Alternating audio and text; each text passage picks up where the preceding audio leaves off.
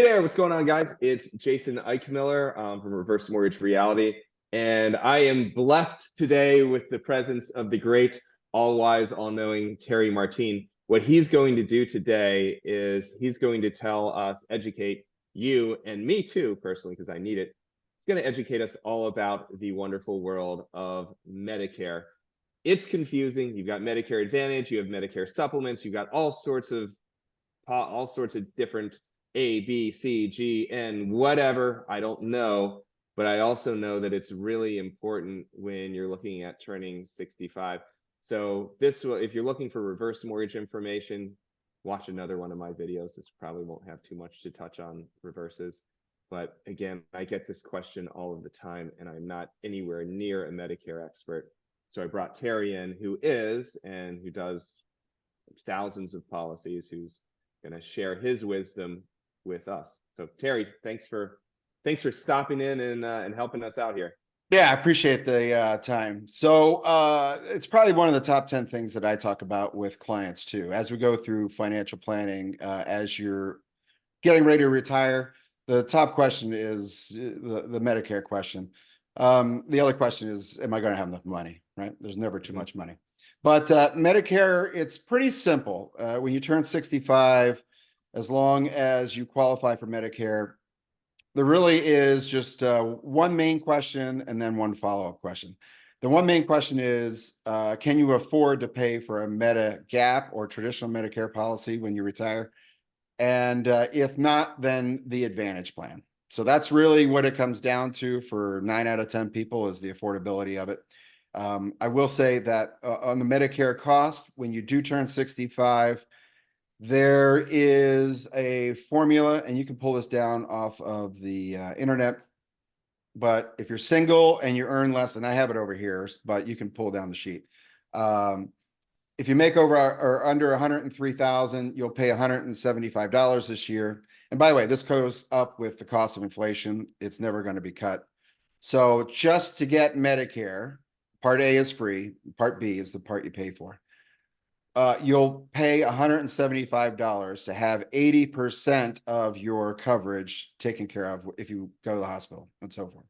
So what Medigap and Medicare plans do, or Advantage plans do, is they cover the other 20% that Medicare doesn't.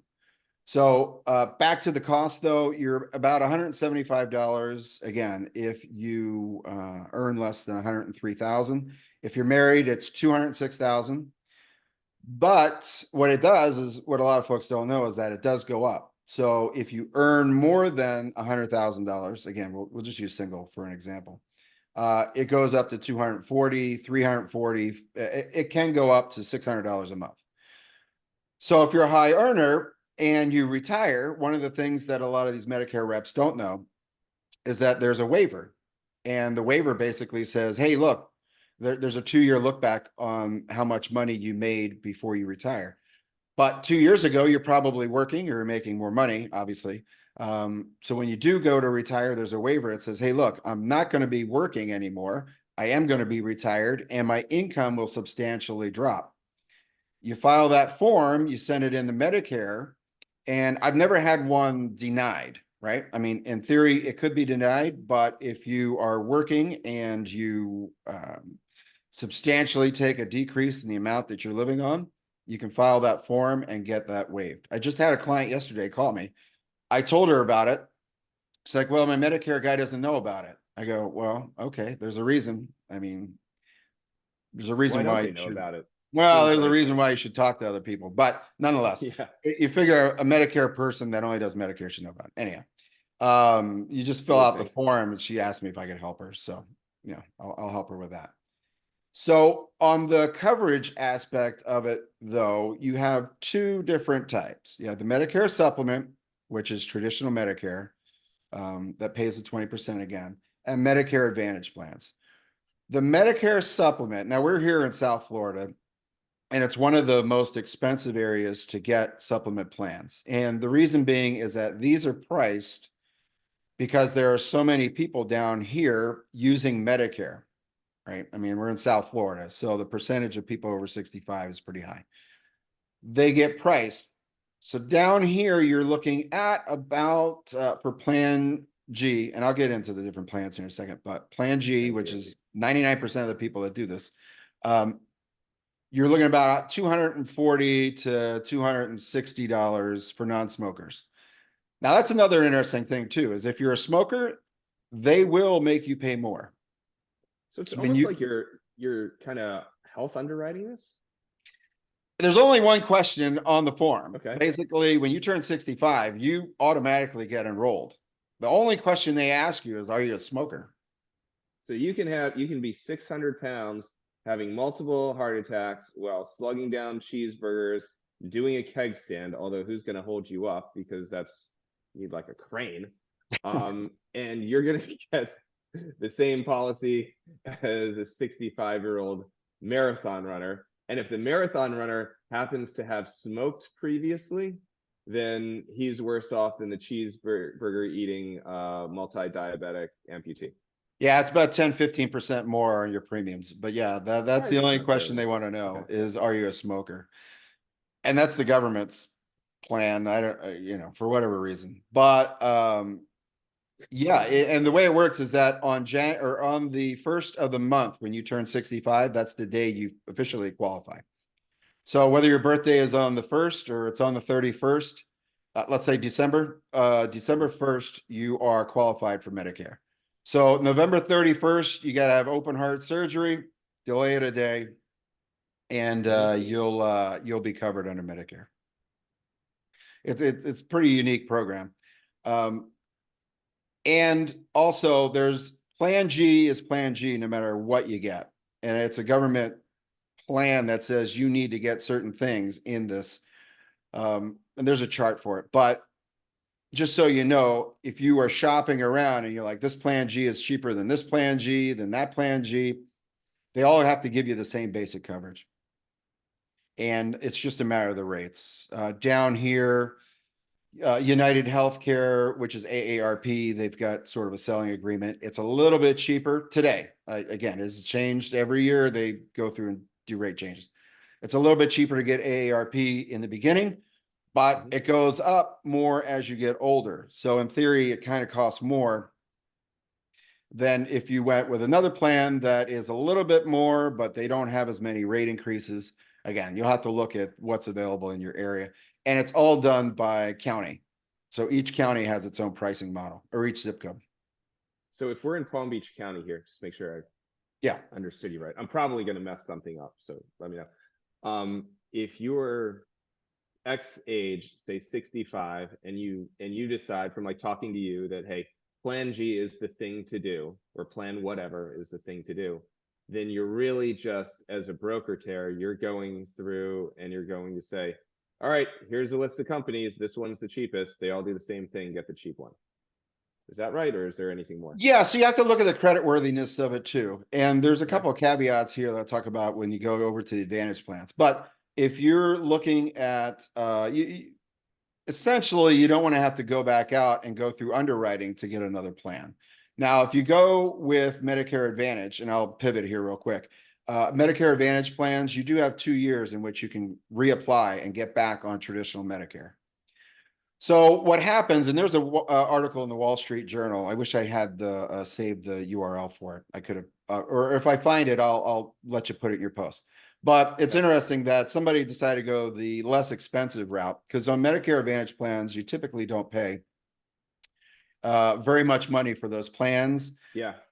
And the way it works, they're going to take a step back, is that the federal government is paying somebody to manage your plan for you. For instance, let's say it's $18,000. It's in the ballpark, but Humana, or one of these companies that does Advantage plans, is getting paid by the federal government a set fee. Now, they get only the $18,000 a year to manage your healthcare. If you cost them $18,100, they're out of pocket. So that's why there are some caveats to getting Advantage plans. And again, they're all different. You'd have to talk to a Medicare broker on what's available in your county. If you're in Philly, your plans are different. Still the same Plan G, but the carriers themselves are going to be different, or the insurance availability. So that's all a little bit. However, on Medicare Advantage plans, you do sometimes get dental, sometimes you get vision. Those two things are not offered on traditional Medicare on the Medicare Gap plans. Mhm. So if you do want to get, I mean, the way that I tell my clients that are retiring is typically a sizable dentist office will have a plan where you can pay and you'll get 20% off billing. It may include, you may pay $150. It may include 2 free cleanings in a year. A lot of dentists do that because they understand that people that are on traditional Medicare don't have it. So it's a quick and easy way. When you're working, you probably have a dental plan, but when you're retired and you get traditional Medicare, you don't, or you have to pay for a dental plan. And the one thing I will say is that dental plans are super expensive. I mean, I just had a client about a year ago call me up and she had to have some bridge work and some other stuff done. It was close to 20,000. It's 19,000 and change for dental work. Because as you get older, your gums are, I guess they age like with anything else, right? I mean, I'm got hip hurt, all kinds of issues. So, um, My dad said that my dad is 76, and he says, and this is probably one of the most profound things, sadly, that I've ever heard. He said that aging is like a massacre is happening to your body, and gums, hips, all that stuff. yeah, that's why people that are just retiring, for instance, I work a lot with different school teachers, things like that, Mhm. police officers, firefighters, all that. You know, if once you retire, you need to take a little bit of the money that you have set aside and start knocking off some of the things to your bucket list. I have way too many clients that call me when they're just approaching 80 years old that either can't get around anymore or they don't want to get around anymore. And it's sad because they have things that they wanted to do, or they come to me with all these dreams and things. You know, whether it's hiking or camping or just going over to Europe or whatever the case is. And they don't have the ability to do it because because they get sick. And it's a shame. I hate hearing that kind of story. But with folks that I work with, I try to make sure that we don't have any I wish I had done, because I am a big fan of taking some of your retirement money. Mhm. I'm not saying a lot. I'm not saying drain your account and go on a you know, around the world cruise for $250,000 a year. But I am saying if you want to go do something, make sure you allocate the money. I got plenty of clients and they know when I call them, they're like, I know, Terry, I'm not spending enough money. I go, no, you're not, because you need to be doing something with your money. Enjoy yourself, and then like we can go down the rabbit hole on exercise. I know you're really big into it, and I try to run, but when you look at longevity, what are the big factors? It's physical strength, it's being able to stand up from your sitting down. Can you stand up without using your arms? Your VO2 max, which is the maximum amount of oxygen that you can consume. Those two things, kind of, if you put that into a formula, you can tell, hey, how long is this person statistically going to live, and what's their retirement going to be like? So Yeah, and good point. just like with insurance. I mean, you know, not to get off on a tangent with insurance Yeah, or anything, I get off in but tangents all the time, man. It's good. you know, that's kind of the way my brain works. Short sound bites. I watch too Yeah. much YouTube, I think. Um, but all right, let me get back to the Medicare, because I know that's kind of what you know, we're Yeah. trying to not get too far astray. But the other thing too is, like, on a Medicare supplement, you do not have a drug plan, so you also need Part D. Hmm. There's Part A, there's Part B, and there's Part D, which is prescription drugs. And the best way to get your prescription drug plan is to go on Medicare.gov. They have a website that you put in your particular drug that you're taking and the amount and how often. And it will tell you in your county which drug plan is the cheapest. Now, that's not to say that you don't go to the doctor tomorrow and they put you on some prescription that's super expensive on one and not on the other. You can't just change these mid-year. You can only do it, you know, when open enrollment hits. But you do need a drug plan. So there's also, as a little caveat to that, on the Medicare supplement side, there are some plans that are high deductible. So for instance, if you are getting that marathon runner that, you know, runs 5 miles a day like you, um, Sometimes. yeah, I know. When somebody's chasing you. But if you do get that, and there are high deductible plans, which again, for South Florida, they change all over the place, but it's about $70 a month. So instead of paying the 250 or so that you would normally pay for a Medicare supplement, you can pay 70. And you do have to make that up if you are going to the doctor. However, if you're in good shape, you don't go see the doctor very often, then you can pay $70 a month and put the rest in your pocket. So there So are you're some just gambling. caveats. That doesn't get offered a lot. And look, let's be real. Most people that sell Medicare, including myself, get paid to sell Medicare. If I sell a $70 policy versus a $250 policy, I just shorted myself by a factor of 5, right? So they don't get offered that much because most people don't want to sell them because they simply just don't get paid very much on it. But if you have a healthy person, I always offer it up. So, and people that are listening to this can ask their Medicare person and see if there's one of these plans available in their zip code. So you're saying that there are zip codes where I guess these plans aren't offered? It's just like kind of case. It depends on the insurance company. Like down here in Florida, they do offer them. There's a couple of plans. Now, not everybody offers it. They may offer it tomorrow, but United Healthcare, AARP, does not offer a high deductible plan. United American, which is a carrier that we work with, does. So it depends on the Medicare broker. You got to make sure that if you're dealing with a Medicare person, that you either shop it around, and if you call AARP, guess what they're going to sell? AARP. So you're only going to get one offering. But if you work with a broker that works with multiple different insurance companies, they may be able to find you a better price. Or for this example, a high deductible plan, which doesn't cost you very much money. Yeah. And that's something that I recommend for everything. I mean, I'm for mortgages and reverses, I'm a broker. When I set up my company, I thought like, okay, because different lenders, you have different products. So how can I help everybody that I can possibly help in every sort of situation? And thus signed up with everybody. And there's a couple where I only do a couple a year, and because they're so niche down and specific. Others where I'm thinking like, okay, this is a very vanilla case. Who's going to give the best pricing so I can give the best savings to my client? And I'm sure that's pretty much. Yeah, and like I say, it all Medicare. Look, you're going to get Medicare regardless. As long as you qualify, you're going to pay for Medicare. It really comes down to that simple question. And by the way, when you sign up for Medicare, it's close to your 65th birthday, you will get inundated. You will get 10 calls an hour. You're going to get probably a whole tree's worth of paper sent to you.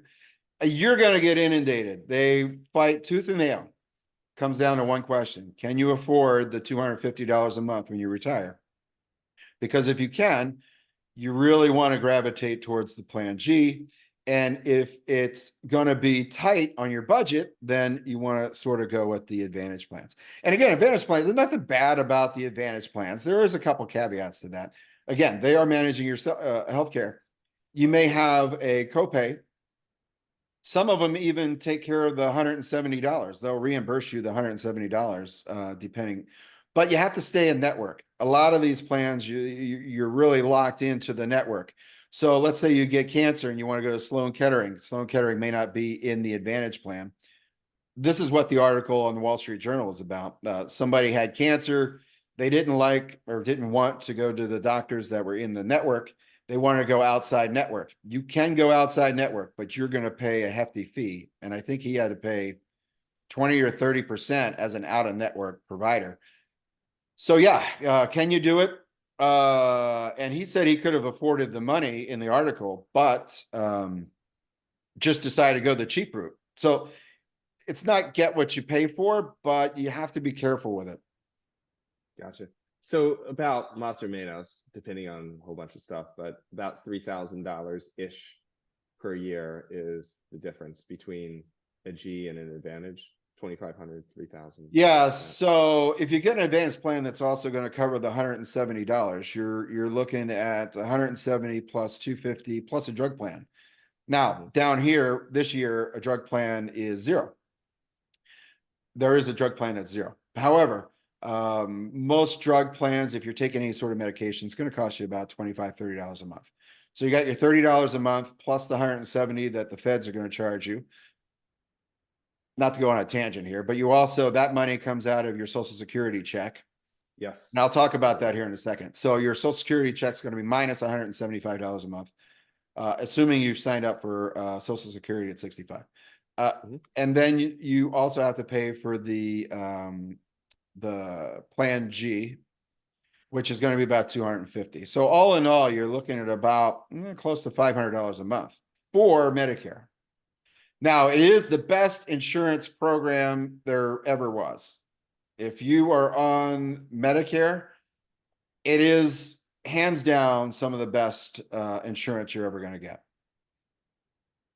For $500, don't they? Isn't that what Plan G is? The Cadillac, or probably. Yeah, it's pretty much Rolls-Royce Cadillac or whatever you want to call it. Plan F was available up to a couple of years ago, which was the Cadillac. Plan G, it's very, very similar, except they make you pay a $250 or $240 copay at the beginning of the year. But yeah, it's the Cadillac. But for $500 a month, you're completely covered for anybody who's going to take Medicare. So whether you're living here in South Florida, you go skiing up in Utah, break a leg, boom, not an issue. You can go to any provider that takes Medicare. You get sick, you're up. Well, I was going to say Canada, but anytime you are traveling, you need to get the insurance, the healthcare insurance or travel insurance, if you have Medicare. It will not cover you when you go overseas and get hurt or get sick. I was just going to ask that. If you're If you're on a cruise ship, you have one too many pina coladas and something bad happens, then you have to have your extra. Well, hopefully you're close to shore so you can swim back to land. But if you're out in the middle of the ocean, yeah. Your shark meat anyway. Yeah. I mean, it only takes about 10 miles for the boat to turn around and come back and try to find you. So yeah, that's it. Just backstroke for a while. So, yeah, nobody ever seems to get found if you fall off the ship. No, not so much. So really, it seems like if you make enough money to comfortably be able to afford, generalizing, if you make enough money to comfortably afford G, then you should do it. If not, do an Advantage plan. Yeah. Is that what it boils down to? Like I said, the one question. I always lead in with the one question. Say, okay, how much money are you going to have to live on when I'm retired? If $500 a month, by the way, that's per person. So it's $1,000 a month if you're married. Yeah. Oh, okay. Yeah. Now, let me clarify two things. One is if you are, let's say your full retirement age is when you're looking at Social Security, which I have a Social Security slide up here. So let's say that 67. By the way, I can't see any slides. Yeah. No, I'm looking over here, so I make sure I don't. Some people critique these, so I gotta make sure that I'm on my game here. You're always on game. That's why I use slides. If you're 67, where you get full retirement age, you may not be collecting Social Security, but when you turn 65, you want to turn Medicare on, right? Let's suppose you're retired and you're waiting to age 67. Well, what happens is that CMS, which oversees the Medicare program, is going to send you a bill for 3 months in advance. You are going to get a bill for $450 every quarter. And you're going to need to pay that because that is your premium for Part B of Medicare. If you don't pay that, they will kick you out of Medicare program. Can you pay direct deposit with that? Or do you have to write the check? Yeah, that's a good question. I don't know. I've only seen the letters that say you owe $450 to CMS. Write out the check. Yeah, you got to write out the check.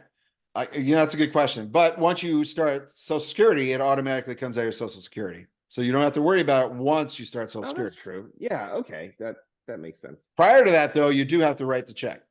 So if you're going to push Social Security to 70, we'll do another video on when you should take Social Security. I think that's a very valuable but a completely different rabbit hole we can go down on. But that's one of the top 10s as well. Yeah, absolutely. Yeah. But let's say you push Social Security to age 70 for whatever reason, because you say it's smart. You're writing that check until 70, and then once you turn 70, as soon as Social Security turns on, then it comes out of the social, right? For 5 years, yeah. 5 years, you're going to be writing the check to CMS. Got it. Got it. Got it. Yeah. Um, And so yeah. the one other thing, remember, there is a waiver. That's super important because nobody Yes. really knows about that. There's a waiver to get your monthly down to $175. And people ask me, say, well, what do you do if you don't have any money to put in the $175? Well, if you're getting Social Security, it's automatically going to come out. So you're just going to have reduction in Social Security. And the other thing too is if you don't sign up for Medicare, for instance, I got some folks, they, for whatever reason, are not working, but they don't sign up for Medicare when they turn 65. Medicare will penalize you for not taking Medicare on your 65th birthday.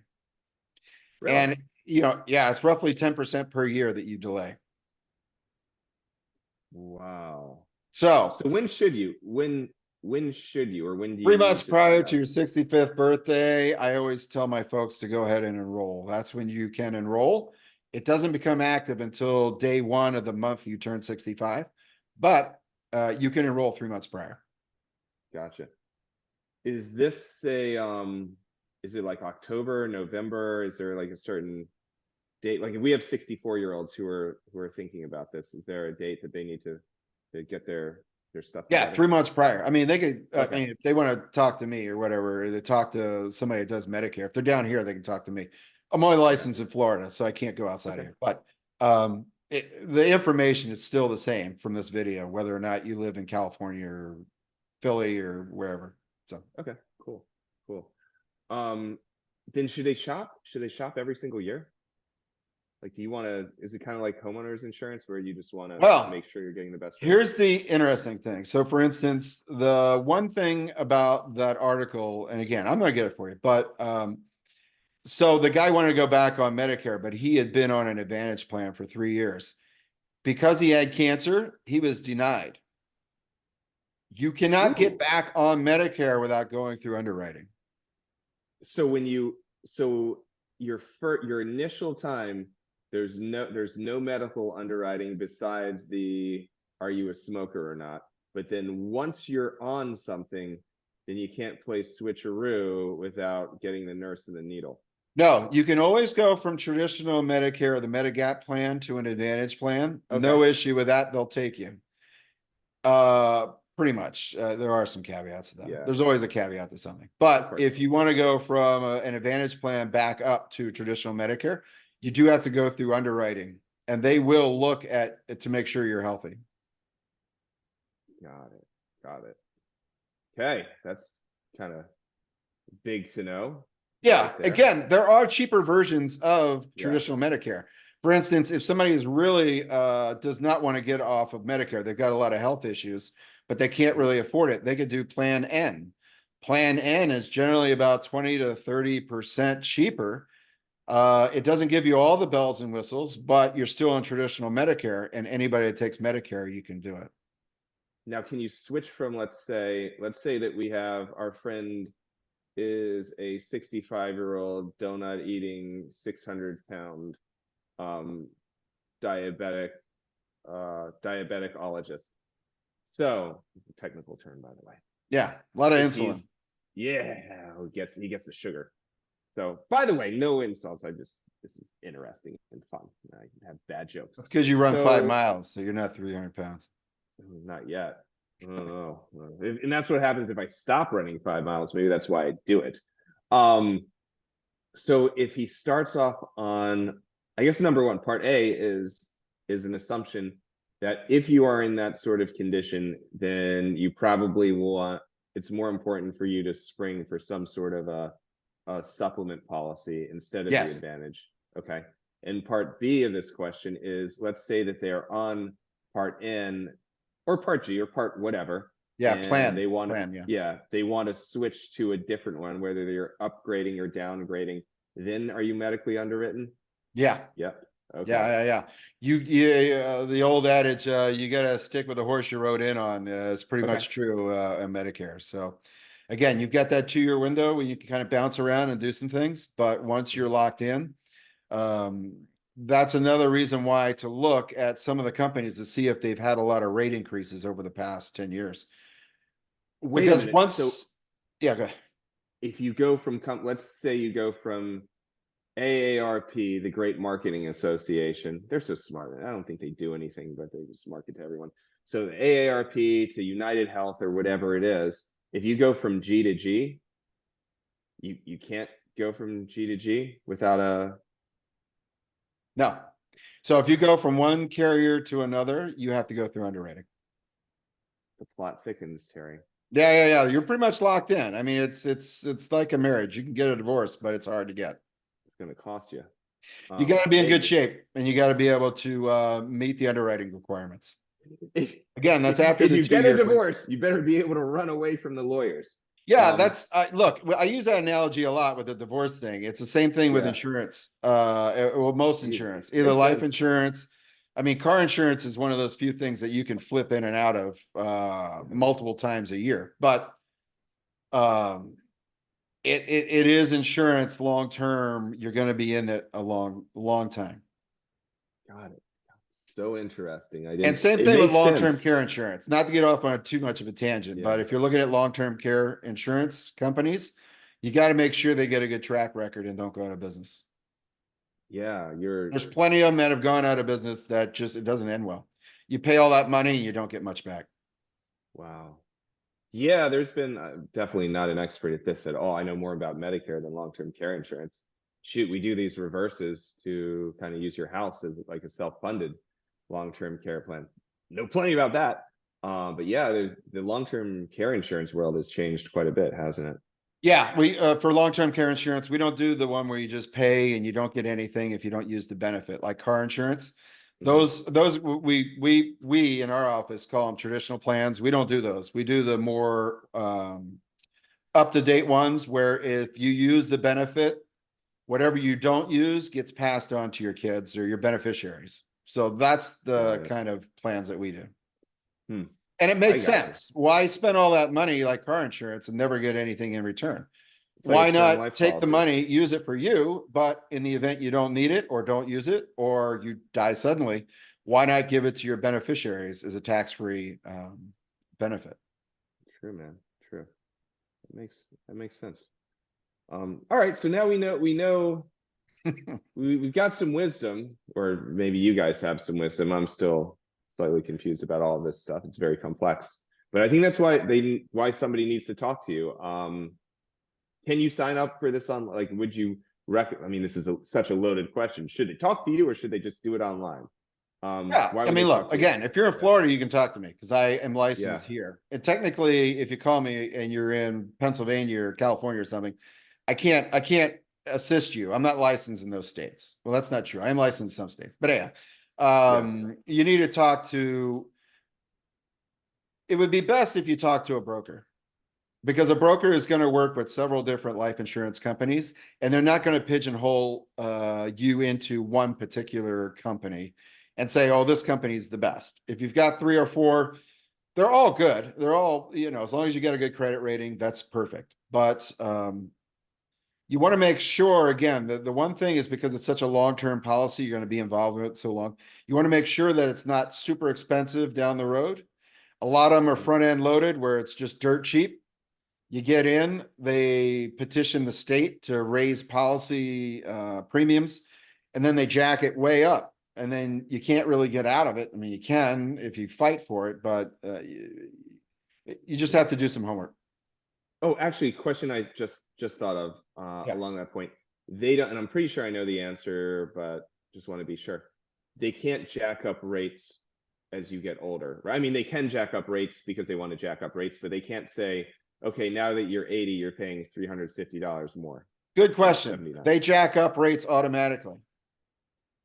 So If you look at the age-wise, rate chart, depending on how mhm, old you are, they automatically are going to raise the really? rate as you get older. So That do you does get, not include, that's just if today I could show you the rates for whatever age bracket mhm, you're in, but it definitely goes up in age brackets. What I was talking about doesn't even pertain to that. You are going to yeah, pay more as you get older. That's just a given. What I'm talking about is that they can petition the state and say, hey, look, we undercharged for our policy. By the way, this happens all the time. yeah, You get a new insurance company that wants to enter the market. They lowball everybody by 20%. Boom, everybody starts signing up with them. And then 3 years later, they're like, oh, we made a mistake. We got to jack the rates up. And then they petition the state and then up your rate. This is what happened with a lot of the long-term care policies. That's why a lot of them are blown up. Got it. Got In it. addition So to Medicare is just going to keep charging more and more.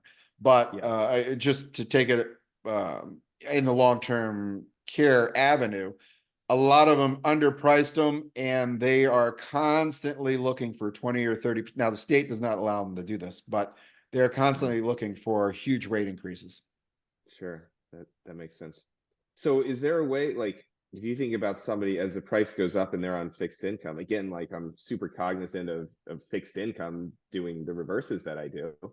Um, is there a point where an 85-year-old can't afford his G plan anymore? Or will his lack of income or resources kind of cap the rate based on some sort of formula?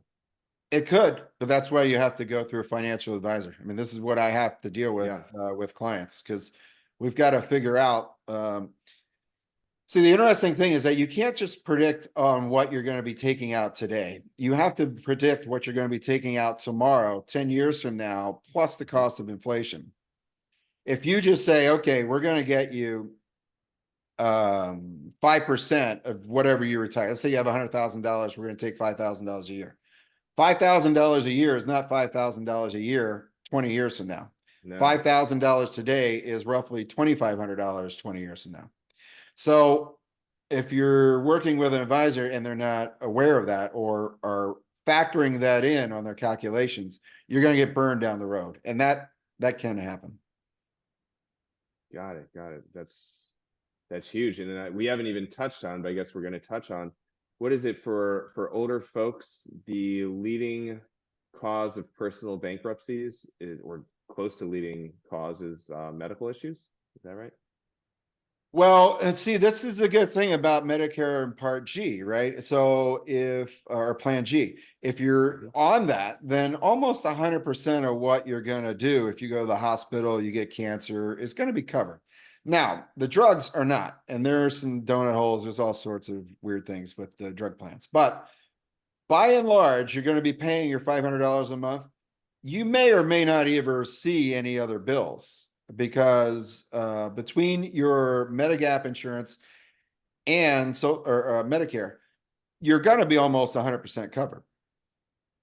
What gets you is what gets a lot of folks. Two things. One is unforeseen expenses that we didn't plan on. For instance, down here, a lot of homeowners insurance and also HOA fees have tripled. So if I Yeah. plan on I sit down with a client, there's budget's tight, but we have some wiggle room, and their HOA goes from $250 to now $1,200. Now they got to come up with an extra $1,000 a month. I do have clients that are living in South Florida that are moving out of here because of this. I have a client, he's doing a reverse for purchase. He's using a reverse mortgage to buy a house. Basically, you put like 60 something percent down and the reverse carries the rest, no payments. He's in somewhere around Ocala. Just took a look at his first year insurance premium. Now, our insurance premiums in South Florida and Palm Beach County are just through the roof. His is $1,465 a year. I looked at it, like, man, you're now he's also his HOA, it's new construction. His HOA is charging him like $7,000 to $8,000 and just seems like garbage fees to me to get in. And his HOA, it's $672.50 per month ongoing. You're like, man, what do they do for that $600? So maybe it all evens out, but it's also an HOA thing. The whole point is that homeowners insurance, and just like you say, in different areas of Florida is, I've got two closing on the West Coast soon, and it's the same thing. Insurance is relatively inexpensive compared to what you Yeah, get I mean, over here. again, in the journal, they had an article about a guy who bought a house up in Stewart, which is South Mhm. Florida, out towards the beach, Yeah, out on the island. I forget the name of the island out there, but Hutchinson Island. it wasn't on Hutchinson. It's the island south of Hutchinson. I Yeah, forget, okay. but He bought it, and again, this is an expense. I mean, look, this guy had money, right? He bought the house for Yeah. $2.5 million.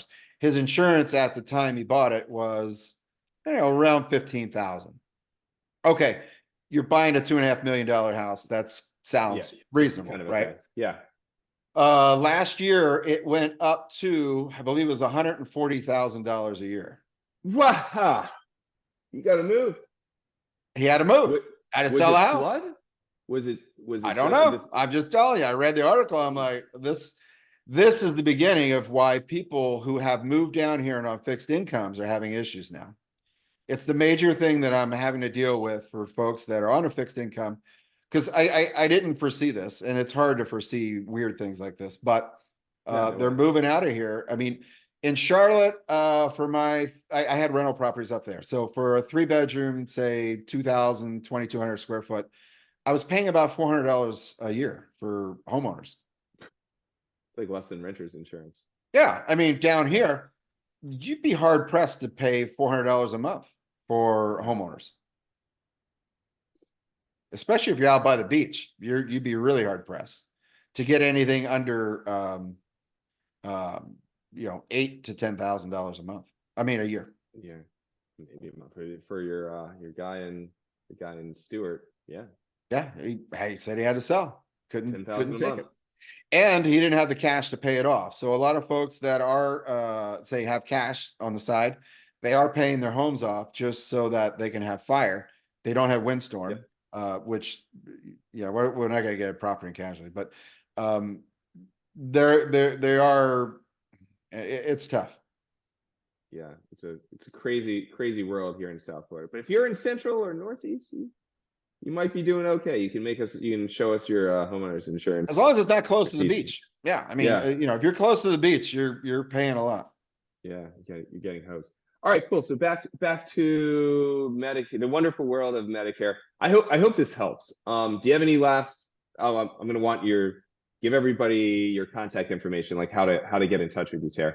But then, like, I guess before that, any last? What I picked up from this is you have to, if you make a decent amount of money, maybe even if you don't, you have to get a waiver. You can help with that. Yeah. What else? We've got to use a broker because you can shop them and you can help folks figure out who's had the rate increases and who hasn't. What else, like big picture stuff, am I missing? That's about it. It is something that is a very important decision when you go to retire. It's probably one of the top three. What plan or what Medicare plan are you going to get? So you have to take some time and put it in perspective to your budget. But again, it all comes down to one question: can you afford it? That is going to Yeah. solve 99% of which road you go down. And then if you do decide to go on the traditional Medicare plans, talk to a broker because they're going to be able to shop it out for you. And again, if they're just showing you one, then maybe you want them to show you two or three. Yeah. And show you the rates for what it would be as you get older. Because there's a rate sheet. It's going to say, okay, 65-year-olds are X, 66 to 70-year-olds are Y. Women pay different rates than men, and then smokers are going to pay a 20% premium. Gotcha. That's not honestly 20% for a smoker with the chronic difficulties they experience later in life. Look, if you're 65 and you're a smoker, you've kind of are right about beating the odds for smokers. And my only advice, since I Get the just had G. look, here's the thing. My mom died of lung cancer. My mother-in-law died of lung cancer. All their friends that smoked are no longer with us. And I just got a call from somebody last week's wife. He was a smoker and he's in hospice right now. So yeah. Stop 65-year-old. smoking and get the G. 65-year-old. Yeah, you gotta move around as best you can every day. And definitely don't smoke. Yeah. One more lesson that you've taught us here, common sense, I think, is if you're not, this obviously depends on how old you are when you're watching this, but if you're at 60 or 55, I had somebody call me yesterday who was 50. Talk to a financial advisor. If you're in Florida, reach out to Tara because he can I would assume that you can kind of help them plan. You know what's going in, you know what's coming out. You can kind of help them Yeah, it's important strategize. because you're coming down the home stretch. And one final thing that Yeah. I'll leave you with is you need to save $300,000 to equal $1,000 in retirement. So in other words, if you want $2,000 a month out of your investments when you retire or need 2,000, you have to save $600,000. It's no easy task. A lot. That's a lot of savings. What's that? That's 4%. And yeah, it's So 4%. So yeah. you take Whew. $300,000 at 4% is 12,000 divided by 12 months is Yeah. $1,000. That doesn't include tax or any other miscellaneous stuff you got to pay. But it is really tough to save $300,000 when you're coming down the home stretch. Yeah. And the numbers show that most people don't start saving till in their mid to late 40s. It makes sense. Well, So you know, your young kids and my young kids, like they're expensive. They take up your time, they take up your money, they take, I mean, they're blessings. Our kids are awesome. your kids Absolutely are, awesome. not mine. No, I'm just Obviously, kidding. your kids rule. But yeah, they kind of scatter us all over the place, and kids' sports aren't cheap anymore. And school, like if you go, I mean, you're either paying school taxes or you're paying school taxes and private school. So there's a lot on our plates. So having some sort of structure, maybe There's a a couple little different things you ways. guys We'll do can another do. video if you want, but Yeah. there's a couple different ways you can fund college. So you can fund college, you can do 529s, you can also do Yeah. life insurance. And Yeah. depending on where you are, how much money you have, a combination of the three. But the life insurance thing actually is kind of a unique twist on that because they can get the money out tax-free to pay for college. So if you want, we can do a video on that one too. Yeah, that'd be cool. So we're gonna do a video on Social Security. We can do it on life insurance. I think there's a lot of.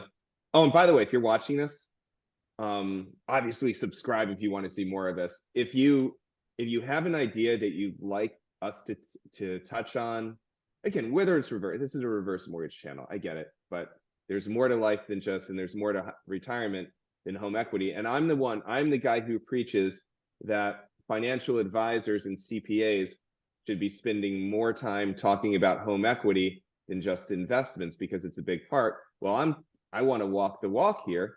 There's more to retirement than just home equity. Obviously, you have your investments, you have insurance, you have all this other stuff, and it all has to fit cohesively together. So that was my soapbox, if you will. But Yeah, you got to long-winded. build a Yeah, castle and then you got to dig a moat yeah, around it. And then I mean, you got to protect your nest egg when it comes down to retirement.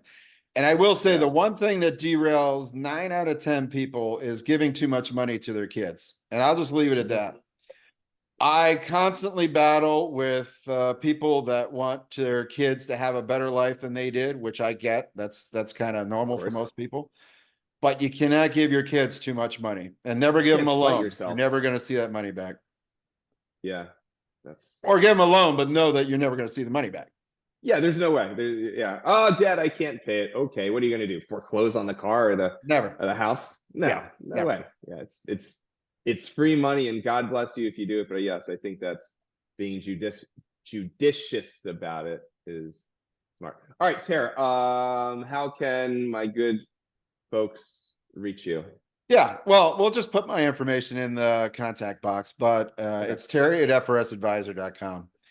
But yeah, we'll put that in there. I also want to get you the waiver because that just a lot of people don't know about, and also the article from the journal. So Cool. You want to do like maybe we'll do a short video talking about the waiver, something or get yeah, it sure. or whatever. That one's important, but also the other topics fall right in line with this. You kind of got to get 3 or 4 things right for your retirement to last you a lifetime.